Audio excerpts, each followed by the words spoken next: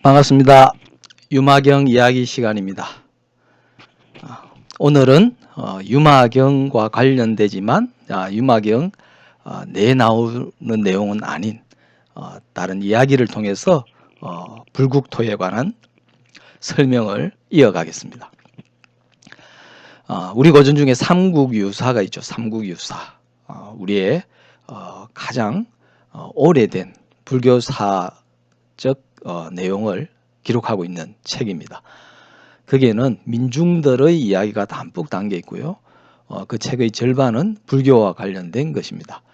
다른 어떤 기록에서도 찾아보기 어려운 또는 없는 그런 내용들이 많은데 중요한 것은 그 이야기들이 우리의 오랜 조상들, 민중들의 어떤 삶, 생각, 특히 불교에 대한 이해를 아주 분명하게 드러내 보여줍니다. 그 많은 이야기들 가운데 하나가 사복불언이라는 이야기가 있습니다. 사복이 불언, 말하지 않았다. 사복의 사자는 뱀사자고요. 복은 복복자로 되어 있습니다. 사복의 이름이죠. 사복은 말하지 않았다라는 제목의 이야기가 있습니다. 이 이야기에는 원효도 등장을 합니다. 삼국유사에는 여러 이야기에서 원효가 등장하는데요. 그것은 원효가 그만큼 민중들에게 큰 영향을 끼쳤다. 또는 민중들에게 아주 가까이 다가가서 살았던 성려고 수행자였다 하는 것을 암시해 주는 바입니다. 사복은 경주죠. 당시 신라의 도성 북쪽 마을에 살았던 어떤 과부의 아들입니다. 이야기에서는 그 과부는 남편이 없이 아이를 배었다 이렇게 나옵니다. 남편이 없이 아이를 배었다 이 말은 아마 혼인을 하지 않은 상태에서 마음을 둔 사내와 정을 통했다 이런 뜻일 겁니다. 그런데 이 아이가 태어나서 12살이 될 때까지 말도 하지 못하고 기어다녔다고 되어 있습니다. 그래서 사복의 사자가 뱀사자입니다. 뱀이 기어다니잖아요. 그 다음에 복복자 대신에 엎드릴 복자를 쓰기도 합니다. 그래서 뱀처럼 엎드려 있다 이런 뜻의 사복입니다. 아마 그 아이가 정상적으로 일어서서 걸어 다닐 수 없었던 요즘으로 보면 장애인이었다 이렇게 말할 수 있습니다.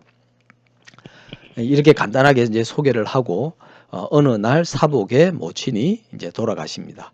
그때 물론 사복은 아직 장성한 나이가 아니고 아마 10대 청소년 정도였으리라 짐작이 됩니다. 이 사복이 원효를 찾아갑니다. 원효가 고선사라고 하는 절에 머물고 있었는데 그 절에 찾아갑니다. 그리고 원효는 멀리서 사복이 오는 것을 보고 아주 깍듯하게 예의를 차려서 맞이합니다. 그런데 사복은 답례도 하지 않고 대뜸 그대와 내가 경전을 싣고 나르던 암소가 죽었으니 함께 장사 지냅시다 이렇게 말합니다. 그러자 원효도 좋소 이렇게 바로 대답하고 따라갑니다. 여기서 좀 흥미롭죠. 원효는 당시에 이미 명성이 더 높았고 거의 보살 수준의 경지에 이른 수행자입니다. 반면에 사복은 아주 미천한 거기다가 장애까지 있는 어린 사내였는데 원효를 대하는 방식이 마치 친숙한 사이인 것처럼 가까운 친구인 것처럼 대합니다. 그리고 원효도 그것을 받아주죠. 여기에 참 흥미로운 두 사람의 관계가 있습니다. 자세한 것은 나중에 좀 더 이야기를 들려드리고 설명해 드리겠습니다. 원효는 사복을 따라가서 사복의 어머니의 죽음이 있는 곳에서 포살을 시키고 기회를 줍니다. 포살이라고 하는 것은 본래 출가한 승려들이 보름에 한 번씩 모여서 각자 자신이 그동안 지은 죄과를 참여하는 의식입니다. 그런데 이것을 사복의 어머니한테 시킵니다. 이것은 사복의 어머니가 출가자는 아니지만 출가자에 걸맞은 그러한 신심을 갖고 불자 생활을 했다 하는 것을 암시하는 바입니다. 그리고 원효는 포사를 시키고 난 뒤에 계를 줍니다. 계를 주고 받았다 하는 것은 정식 출가자인 것을 인정하는 겁니다. 비록 사복의 어머니는 살아서는 출가자가 아니었지만 죽어서 비로소 출가자와 같은 그러한 신분이 되었다. 그런 처지가 되었다 하는 것을 말해줍니다. 이것은 지극한 마음으로 불자 생활을 했다 하는 것을 은근히 말해주는 부분입니다. 그러고 난 뒤에 원효는 그 죽음 앞에서 충문을 짤막하게 외칩니다. 우리 보통 이 출가자가 아니래도 세속에서 집안에 사람이 죽으면 장사 지내고 난 뒤에 특히 장사 지낼 때 집에서 떠나기 전에 충문을 구하는 그런 의례가 있죠. 이것도 일종의 그런 방식으로 이루어졌다고 이해하시면 됩니다. 그런데 이때 원효가 충문으로 외운 내용이 뭐냐? 이렇습니다. 태어나지 말지니 그 죽음이 괴롭다. 죽지 말지니 그 태어남이 괴롭도다. 그죠? 이 죽는 것은 태어나기 때문에 생기는 일입니다. 그것은 당연합니다.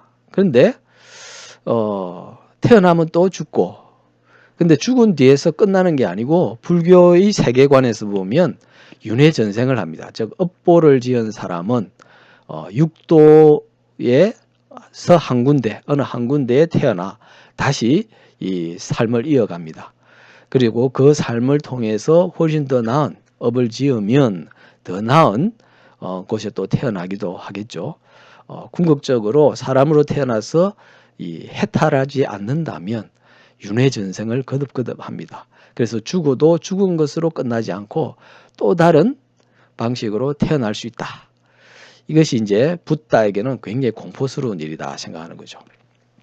우리 삶이 이렇게 고단하고 괴로운데 만약 사람이 아닌 짐승으로 태어나면 또 얼마나 괴롭겠습니까? 아귀로 태어나거나 이렇게 축생으로 태어난다는 것 생각만 해도 끔찍한데 그러기 위해서는 죽은 이후에 다시 태어나지 않는 게 필요합니다.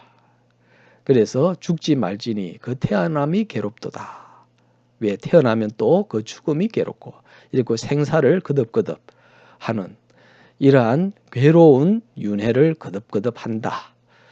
그런 의미에서 그 고리를 끊기를 바란다 하는 의미에서 이 충문을 엎조렸습니다.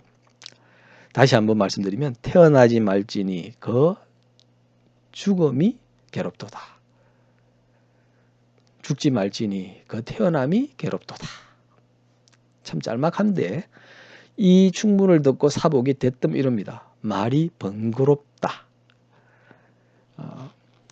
사실 그렇게 길지도 않은데 번거롭다고 말했습니다. 물론 길다고 생각하면 또 깁니다. 그런데 여기에는 또 다른 은유가 있습니다. 우리가 잘 알다시피 원효 스님은 한국의 고성들 가운데서 가장 많은 저수를 남긴 승려입니다. 그것도 거의 모든 경전에 대한 주석서를 남겼죠. 비록 지금 전하지 않는 것도 있지만 기록에 의하면 거의 모든 경전에 대한 주석서를 씁니다. 엄청나게 방대한 양이죠. 그리고 경전만 하더라도 참 많은 양이고 방대한 양이어서 출가한 승려들조차 한문을 아주 깊이 이해하고 익힌 승려라도 달궈내기가 어렵습니다. 읽기도 어렵고 이해하기는 더더욱 어렵습니다. 그런 것을 사복이나 이런 민중의 입장에서 한번 생각하면 참 헛된 짓이고 부질없는 짓이고 말만 많고 쓸모없는 거죠.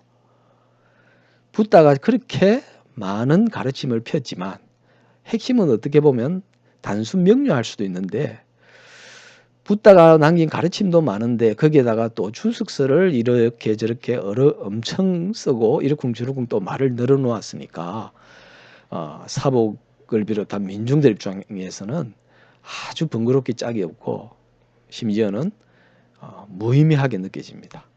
민중들 입장에서는 아무런 소용이 없는 거죠. 그래서 사복은 바로 그런 민중의 입장을 대변해서 말이 번거롭다 이렇게 했습니다. 그리고 사복이 이렇게 다시 줄입니다. 죽고 태어나는 것은 다 괴롭다. 그죠? 반으로 딱 줄였습니다. 죽고 태어나는 것 다 괴롭다. 그러니 그냥 윤회의 고리를 끊어라. 이걸 보면 당대 최고의 고승이었던 원효보다 사복이 훨씬 더 뛰어나다는 걸 알 수 있습니다. 그리고 실제로 이 이야기는 사복이 훨씬 뛰어나다는 걸 암시하고 아예 드러내서 이야기를 해줍니다. 이어지는 대목을 더 들려드리고 마무리를 짓도록 하겠습니다. 그러고 난 뒤에 충문을 읊은 뒤에 원효와 사복은 이 시신을 메고 활리산 동쪽 기슭으로 갑니다. 지금 이 활리산이 정확하게 어딘지는 알려져 있지는 않은데 지금 경주 북쪽에 소금강이라고 하는 곳이 있습니다. 아마 그 동남쪽에 있는 어떤 산이었을 거다 이렇게 봅니다. 그곳에 가서 원효가 이렇게 말합니다. 지혜의 호랑이를 지혜의 숲속에 장사 지냄이 또한 마땅하지 않겠소. 지혜의 호랑이, 사복의 어머니를 가리킵니다. 그리고 지혜의 숲속, 아무래도 원효가 간 곳은 제법 괜찮은 풍수상으로 볼 때 또는 그렇지 않더라도 여러모로 위치가 아주 좋은 곳이었던 모양입니다. 그래서 지혜의 숲속이다 이렇게 표현을 했습니다. 그러니까 지혜의 호랑이는 이 지혜의 숲속에 장사 지내는 게 어떻겠소 이럽니다. 그러자 사복이 개송을 지어서 이렇게 말합니다. 그 옛날 스카모니불은 사라수 사이에서 열반에 드셨습니다. 지금 역시 그와 같은 사람이 있어서 연화장 세계에 들어가고자 합니다. 라고 합니다. 그렇죠. 스카모니불은 사라수에서 열반에 드셨어요. 그런데 신라에는 그런 사라수가 없겠죠. 근데 스카모니불에 못지않은 그런 사람이 있어서 사라수 사이는 아니지만 연화장 세계에서 잠들고자 한다 이렇게 표현합니다. 그리고는 말을 마치고 사복이 띠풀을 뽑습니다. 그러니까 그 땅 위에 있는 잡초 같은 띠풀을 뽑습니다. 그러자 그 아래에 아주 환하고 맑고 깨끗한 세계가 나타납니다. 그리고 거기에는 장식이 화려한 난강과 누각이 장엄하게 이렇게 축조되어 있고 그래서 인간 세상이 전혀 아닌 것처럼 보입니다. 사복은 모친의 죽음을 떠매고 바로 그 땅으로 들어가고 땅은 갑자기 합쳐집니다. 그리고 원효는 바로 돌아왔다 이렇게 되어 있습니다. 이 이야기가 알려주는 바가 뭐냐? 물론 이제 핵심은 연화장 세계에 있기는 하겠지만 그 전에 사복이 어떤 인물이냐를 이해하는 것이 우선입니다. 말씀드린 것처럼 사복은 아직 10대의 나이고 그리고 제대로 일어서서 걷지도 못하는 그런 장애를 가진 아이입니다. 그런데 어떻게 원효보다도 더 뛰어난 그러한 면모를 보여주느냐? 그리고 왜 대뜸 원효를 찾아갔느냐? 제가 해석하기로는 원효를 찾아간 건 처음이지만 원효를 이미 알고 있었습니다. 누구를 통해서? 어머니를 통해서 알고 있었습니다. 생각해 보십시오. 과부로서 살다가 마음에 드는 남자가 있어서 정을 통해서 아이를 낳았습니다. 그리고 그 아이를 낳았는데 그 아이가 장애인입니다. 그러면 그 어머니의 심정이 어떻겠습니까? 정상적이라면 그 아이에 대한 미안함이 굉장히 컸을 겁니다. 어떻게 보면 내가 욕정 때문에 남자와 정을 통했는데 그렇게 해서 아이를 건강하게 낳았으면 모르겠는데 이 아이가 건강하지 못하다. 그러면 자신이 했던 일에 대해서 큰 후회를 하게 되겠죠. 그리고 아이에 대해서는 미안함이 아주 컸을 겁니다. 그래서 아마 지극한 마음으로 아이를 길렀겠지만 그럼에도 늘 한쪽 구석에서는 아이에 대한 미안함과 안타까움 이것들이 늘 자리하고 있었겠죠. 그러한 이 과부의 처지, 요즘도 우리가 혼자 돼서 자식을 키우는 게 굉장히 힘든데 신라 시대에는 오죽했겠습니까?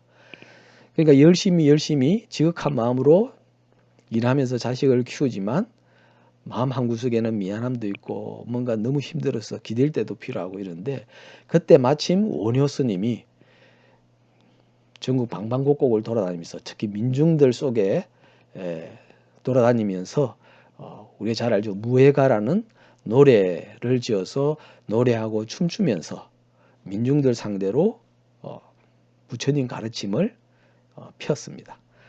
아마 이 사복의 어머니도 그 소식을 듣고 원효를 대뜸 찾아갔을 겁니다. 그래서 원효의 설법을 듣고 원효의 다정한 눈빛을 받으면서 상당히 위안을 받았겠죠.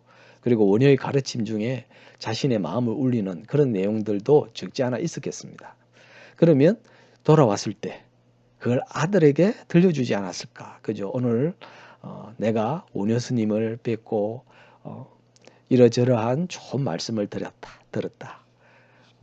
그래서 나도 이걸 내 속에만 담아두기가 아까워서 너에게 들려준다. 이렇게 했을 겁니다. 우리 그것은 지금의 불자들도 적지 않게 하는 일이죠. 책이라고는 전혀 존재하지 않고 책을 읽을 수도 없었던 처지에 있었던 사복의 어머니 입장에서는 원효의 가르침 말씀 한마디 한마디가 금과 옥조 같았을 겁니다.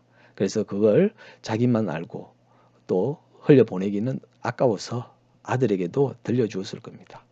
그래서 이 사복은 어릴 때부터 기동량으로 말 그대로 주워 들은 법문으로 차츰차츰 젖어들었을 겁니다.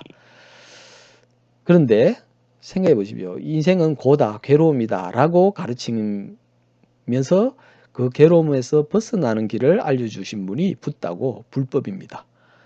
그렇다면 사복 같은 처지에 있는 사람은 그 괴로움을 아마 이 세상 누구보다도 가장 깊이 절절하게 느꼈을 겁니다. 그리고 그 괴로움으로부터 벗어나고 싶은 열망과 바람이 누구보다도 강렬했을 겁니다. 그러니 모친이 들려주는 그 불법의 세계가 예사로 들리지 않았겠죠.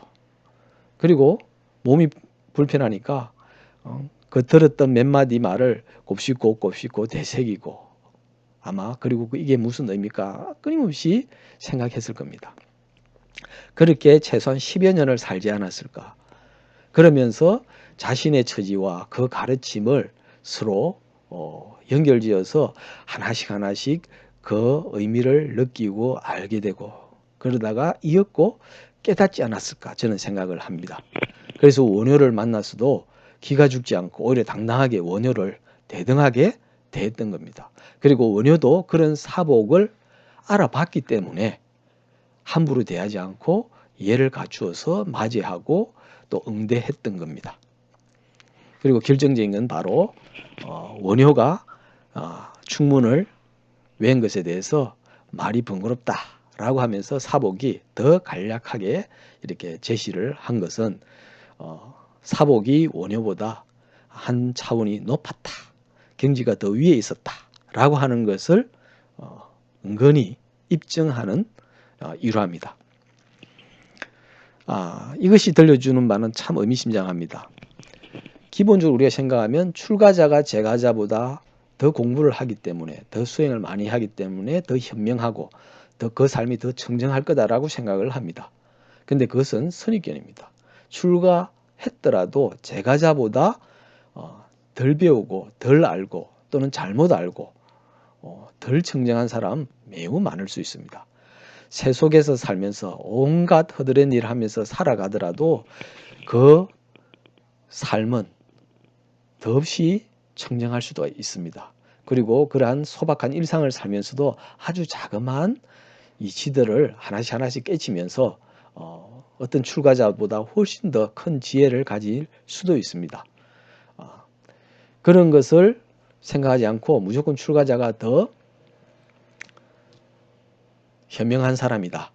더 나은 사람이다. 그런 사람이 더 먼저 극락왕창할 거다라고 지레짐작하는 것은 오산일 수 있다. 또 선입견이고 편견일 수 있다 하는 겁니다. 사복은 바로 그 점을 깨준 겁니다. 그래서 원효는 이미 당대의 최고의 고성이었지만 미천한 출신의 장애인에 불과하고 또 나이도 아직 어린 사복이 훨씬 원효보다도 뛰어난 경지에 이르렀다라고 하는 겁니다. 그리고 그것은 불교 경전을 수없이 읽고 주석서를 수없이 쓴다고 해서 높은 경지에 꼭 이르는 것은 아니다.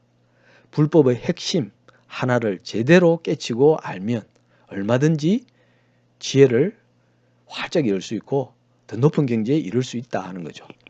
이것은 금강경에서 말해주는 것과도 통합니다. 금강경에서 이렇게 말하고 있죠. 겐지저강에 모래알 수만큼의 겐지저강에 모래알 수만큼의 공덕을 쌓더라도 금강경의 넉자구절 하나를 깨치는 것만 못하다 이랬습니다. 불교는 깨달음의 종교이기 때문에 깨치는 것이 제일 큽니다. 아무리 보시를 많이 하고 공덕을 많이 쌓고 출가해서 고행을 하고 그렇게 해서 법납이 높아지고 하더라도 깨치지 못한다면 모든 것은 사상누각이다. 우리 10년 공부 도라미 탑을 이런 말하죠. 10년 쌓은 탑이 무너진다 하는 것과 마찬가지입니다. 깨닫지 못하면 모든 것은 사상누각과 같다. 이게 불교의 핵심입니다. 그걸 거꾸로 보여준 사람이 이 사복입니다. 그래서 불자 여러분들도 지극한 마음으로 정정하게 살아간다면 굳이 출가하지 않더라도 지혜를 얻으면서 깨달음을 얻고 그 다음에 이내 해탈할 수 있습니다. 자, 그러면 이제 해탈과 관련된 연화장 세계를 이야기하겠습니다. 재미있는 건 석가모니불은 사라수 사이에서 열반에 드셨다 이렇게 되어 있습니다. 그리고 화엄경에서는 연화장 세계가 미륵 보살이 있는 세계입니다. 그러니까 이 땅에 있는 것이 아니고 딴 곳이 있는 것처럼 우리가 이해할 수 있도록 표현되어 있습니다. 그리고 연화장 세계는 화엄경에서 나왔는데 그런데 이 사복 불은 이야기에서는 전혀 엉뚱하게 이야기를 풀어갑니다. 즉 이 이야기를 이 말을 하고서 사복이 바로 그 땅, 즉 신라 땅이죠. 평범하고 그냥 예사로 볼 수 있는 그 땅에서 띠풀을 뽑아내자 그 띠풀 아래에 장엄한 연화장 세계가 펼쳐진 겁니다. 이 말은 연화장 세계가 더 멀리 어디 딴 곳에 있지 않다는 거죠. 바로 이 땅, 사람이 중생이 발을 딛고 사는 바로 이곳이 연화장 세계다 하는 거죠. 물론 여기서는 마치 상상력을 동원해서 띠풀을 뽑자 그 땅속에서 참 열린 것처럼 표현했지만 땅속이나 땅위나 뭐가 다르겠습니까? 땅속이 연화장 세계면 땅위가 바로 연화장 세계죠. 바로 신라 사람들이 살아가고 있는 이 땅이 연화장 세계다. 단지 어리석고 탐욕스러운 대부분의 중생들은 자기가 연화장 세계에 살고 있으면서도 연화장 세계인 줄을 모른다는 거죠. 어리석기 때문에 모르고 탐욕 때문에 눈이 멀어서 못 본다는 겁니다. 그러나 지혜를 얻고 깨닫기만 한다면 바로 자기가 살고 있는 이 땅이 연화장 세계라는 것. 유마경에서 말한 걸로 하면 바로 이것이 정토고 불국토다 하는 것을 알게 된다는 겁니다. 앞서 원효는 지혜의 호랑이를 지혜의 숲 속에 장사 지내는 것이 어떻겠냐 이렇게 말했습니다. 말 그대로 지혜의 숲이 따로 있고 지혜의 숲이 아닌 곳이 따로 있다 이렇게 본 겁니다. 말 그대로 둘로 나누어서 구분을 해서 차별해서 봤습니다. 원효는 아직 불이의 세계, 둘이 아닌 모든 것이 하나고 하나가 둘이고 둘이 하나인 그 경지에 도달하지 못했다는 것을 이 원효의 발언에서 알 수 있습니다. 반면에 사복은 띠풀을 뽑아서 바로 그 자리 예토라고 생각했던 중생들의 세계라고 생각했던 곳에 바로 미륵불이 사는 연화장 세계다라고 하는 것. 둘이 아니고 하나인 것. 구별이나 차별이 없는 그러한 경지를 바로 보여준 겁니다. 바로 그 세계를 보여줬습니다. 유마경의 핵심 원리는 불입니다. 둘이 아니라는 거고 원효가 수많은 추석서를 통해서 일관되게 말하고자 한 것도 둘이 아니라는 겁니다. 원효는 자신이 쓴 글을 통해서도 둘이 아닌 세계를 이야기를 했습니다. 그래놓고 정작 그 경지를 완벽하게 터득하지는 못한 거죠. 이 사복불언의 이야기는 그 점을 지적하고 있습니다. 반면에 미천한 신분 출신의 그 다음에 몸도 정상이 아닌 아이가 그리고 정식 출가를 한 것도 아니고 주서들은 모친을 통해서 얻어들은 법문으로 깨달음을 얻어서 해탈한 이야기를 해줍니다. 그러면서 신라 땅이, 중생들이 사는 땅이, 우리가 잡초라고 하는 띠풀로 가득 뒤덮여 있는 이 땅이 바로 연화장세계고 불국토다 하는 그런 참으로 탁월한 깨달음의 세계를 담고 있는 것이 바로 이 사복불언 이야기입니다. 사복의 이야기. 사복이 원효를 여러모로 제압을 했죠. 민중들이 바라본 원효의 모습과 그리고 민중들이 바라는 어떠한 염원이 사복을 통해서 또 표현되고 드러나 있습니다.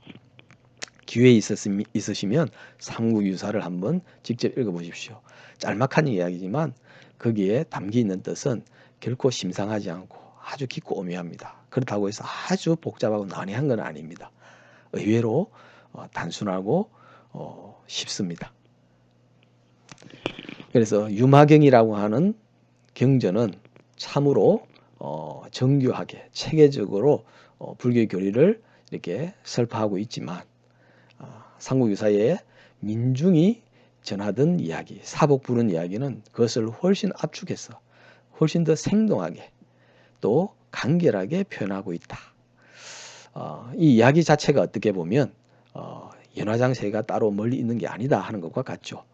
반드시 불교 경전 8만대장경을 읽어야 될 필요는 없습니다.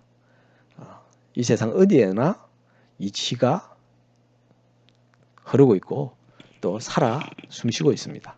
우리가 일상을 살아가면서 얼마든지 만날 수 있습니다. 내가 만나고자 하는 마음을 갖고 눈을 뜨고자 하고 알아채려고 하는 그러한 마음만 있다면 얼마든지 가능합니다. 그래서 우리가 일상에서 이치의 세계를 맛보기 시작하면 우리가 사는 세상을 적어도 나는 그것이 불국토 또는 연화장 세계에 가깝다는 것을 아주 깊이 느낄 수 있을 겁니다. 오늘은 사복불언, 이 삼국유사에 나오는 사복불언이라는 이야기를 통해서 유마경 이야기의 불국품을 훨씬 더 문학적으로 또 생동하게 바꿔서 들려드렸습니다. 다음 시간에 또 유마경 이어가도록 하겠습니다. 승불하십시오.